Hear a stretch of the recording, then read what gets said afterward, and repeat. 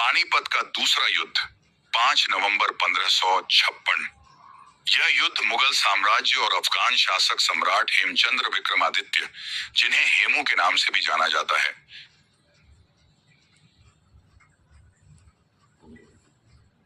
के बीच लड़ा गया था। हुमायूं की मृत्यु के बाद उसका पुत्र अकबर मात्र 13 वर्ष का था। इस समय अकबर को मुगल साम्राज्य के शासक के रूप में घोषित किया गया, लेकिन अफगान शासक हेमू ने दिल्ली पर अधिकार कर लिया और स्वतंत्र रूप से राजा बनने की योजना बनाई। मुगल साम्राज्य के उत्थान के लिए अकबर को दिल्ली और आगरा को पुनः जीतना महत्वपूर्ण था। हेमू ने अफगानों और राजपूतों के समर्थन से खुद को स्वतंत्र शासक घोषित किया, जिसने मुगलों के लिए खतरा बढ़ा दिया। अकबर के संरक्षक बैरम खान ने उसे यह सलाह दी कि वह हेमू के विरुद्ध युद्ध करे। हेमचंद्र विक्रमादित्य, जिन्हें हेमू के नाम से जाना जाता है, 16वीं शताब्दी के एक वीर योद्धा और अफगान शासक थे। वे एक साधारण परिवार में हरियाणा के अलवर जिले के रेवाड़ी में जन्मे थे। प्रारंभ में हेमू ने एक व्यापारी के रूप में अपना जीवन शुरू किया, लेकिन उनकी कुशलता और युद्ध कौशल ने उन्हें अफगान साम्राज्य के प्रमुख सेनापति और दिल्ली सल्तनत के वजीर का दर्जा दिलाया। शेरशाह सूरी के अधीन आने के बाद हेमू ने सूर्यवंश के विभिन्न शासकों के साथ मिलकर प्रशासनिक और सैन्य कार्यों में योगदान दिया। खासकर इस्लाम शाह के शासनकाल के दौरान उनकी प्रतिष्ठा और दिल्ली पर कब्जे के बाद हेमू ने खुद को विक्रमादित्य की उपाधि दी और स्वतंत्र हिंदू राजा के रूप में शासन करना शुरू किया। उन्होंने अफगान सैनिकों के साथ मिलकर एक बड़ी सेना खड़ी की और जल्द ही मुगल साम्राज्य के लिए चुनौती बन गए। बैरम खान का जन्म एक तुर्की मुगल परिवार में हुआ था।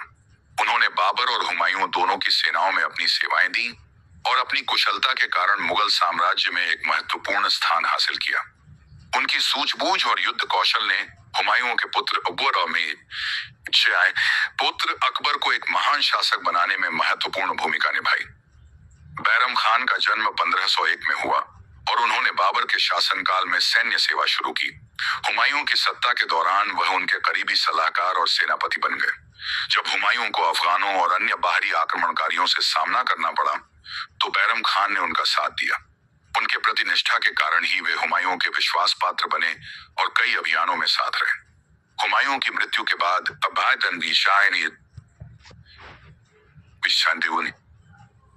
अकबर का राज तख्त पर अधिकार कमजोर था और इसी समय बैरम खान का नेतृत्व एक संरक्षक के रूप में उभरा।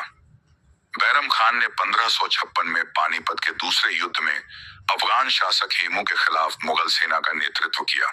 हेमू के नेतृत्व में अफगान और राजपूत सेनाओं ने मुगलों को चुनौती दी थी, लेकिन बैरम खान की कुशलता से मुगल सेना ने इस संघर्ष में विजय प्राप्त की। इस युद्ध में बैरम खान की रणनीति और नेतृत्व ने अकबर की सत्ता को सुदृढ़ किया और दिल्ली तथा आगरा पर पुनः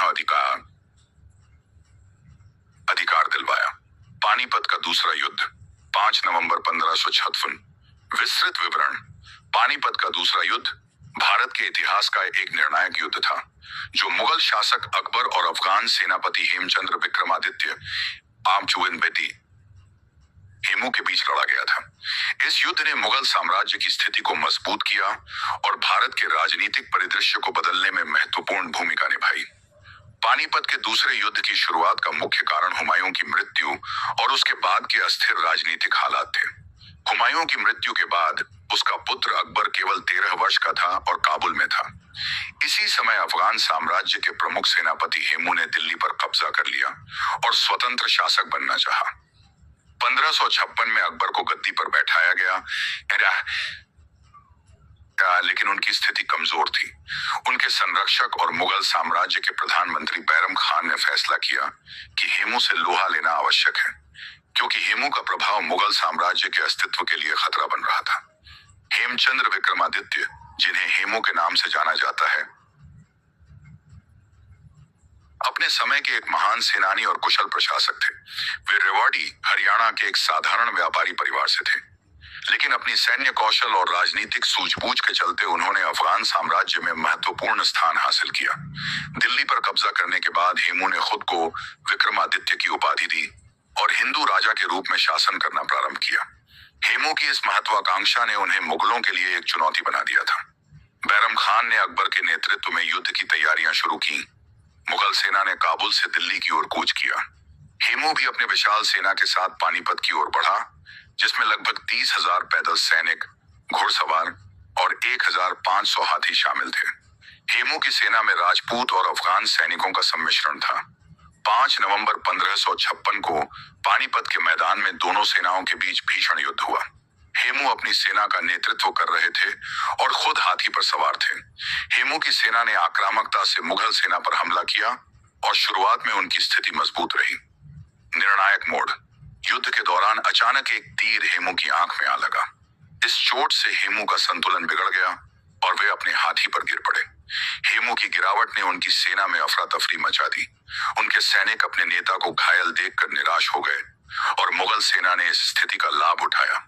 हेमू के नेतृत्व विहीन होने से उनकी सेना टूट गई और मुगलों ने इस मौके पर विजय प्राप्त की। इस युद्ध में हेमू की हार के साथ ही मुगलों को दिल्ली और आगरा पर फिर से अधिकार मिला। बैरम खान ने अकबर के समक्ष हेमू को मृत्युदंड देने का आदेश दिया, जिससे भारत में एक स्वतंत्र हिंदू शासक की संभावनाओं का अंत हो गया। युद्ध का प्रभाव। 8. मुगल साम्राज्य की स्थिरता। पानीपत के दूसरे युद्ध ने भारत में मुगल साम्राज्य की नींव को मजबूत किया और अकबर की सत्ता को स्थापित किया। 2.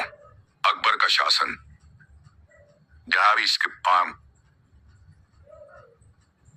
इस विजय के बाद अकबर ने अपने साम्राज्य का विस्तार करना शुरू किया और भारत के महान शासकों में से एक बन गए। 3. भारतीय इतिहास में एक महत्वपूर्ण मोड़। इस युद्ध ने भारतीय इतिहास को एक निर्णायक मोड़ दिया। यदि हेमू इस युद्ध में विजयी होते तो शायद भारत का राजनीतिक परिदृश्य बदल सकता था और हिंदू शासकों का प्रभाव बढ़ सकता था। निष्कर्ष। पानीपत का दूसरा युद्ध भारतीय इतिहास में एक महत्वपूर्ण घटना थी, जिसने न केवल मुगल साम्राज्य की स्थिति को सुदृढ़ किया, बल्कि भारतीय राजनीतिक संरचना को भी प्रभावित किया।